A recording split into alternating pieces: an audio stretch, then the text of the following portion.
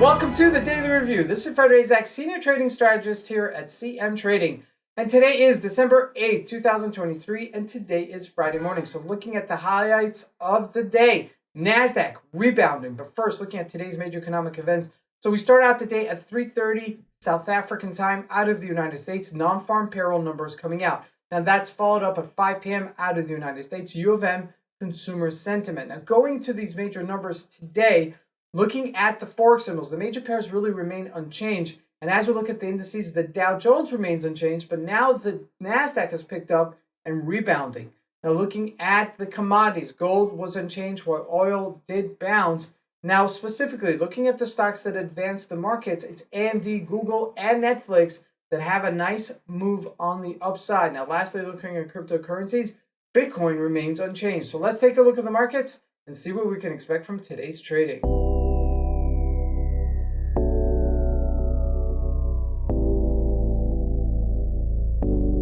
So here we go, first with the Japanese yen, and you can see on a daily chart, it's gotten much stronger, and it's pushing its limits on it as well, as it tested that 200-day moving average versus the dollar. I mean, yesterday was just a massive day for it, and the day before, so it's been testing that lower limit of 141. Now, this is really historic because it's on a 200-day moving average, and it's grinded up for a long time, which meant that there was significant amount of buying out of the Japanese yen.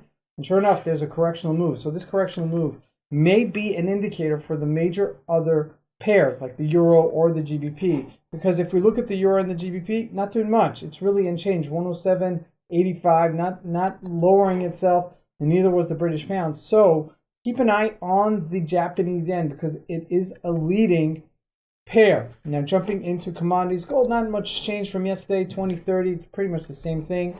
And if we look at crude oil, a bit of a bounce above $70 a barrel. Now that's significant because $70 is a psychological number, and we're hitting that 200-day moving average on a weekly. So that's important as well, so keep that in mind. Now looking at the U.S. markets, the NASDAQ is where it's at. Look at that, NASDAQ popping up above 16,000.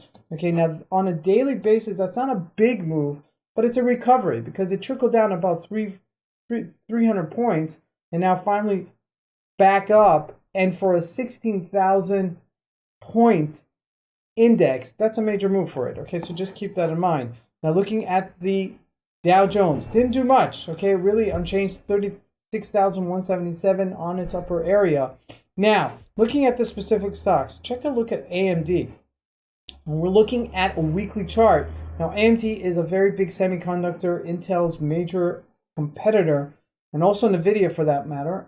But it's gotten so much stronger. So look at that. At its highs of 128, we're only about $4 off of our all-time record highs for the year of 2023. So that's significant as it's made back a lot of real estate. Looking at Google, big gap up and rally to the upside as well. So this is really important. Now, jumping to the other major companies, Facebook did gain significantly, okay, but not anything out of the ordinary for Facebook because it's made back some real estate, and this may be a catalyst as we go into the end of the year and we, continue advancing towards the end of the year. Now, lastly, looking at Bitcoin, just hanging out here, consolidating.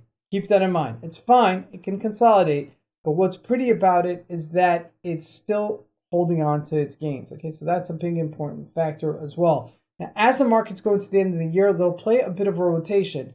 First, we'll see the high tech go, and then we'll see banks, and now you see the semiconductors right now go. So it's a matter of just rotating yourself towards the market. Because earlier in the week, if you remember, it was the banks that went up. So keep this in mind as we're going into the end of the year. There may be this rally that's not completely in sync with the entire market all at one time. Thank you for joining us for the Daily Review. We'll see you here next week.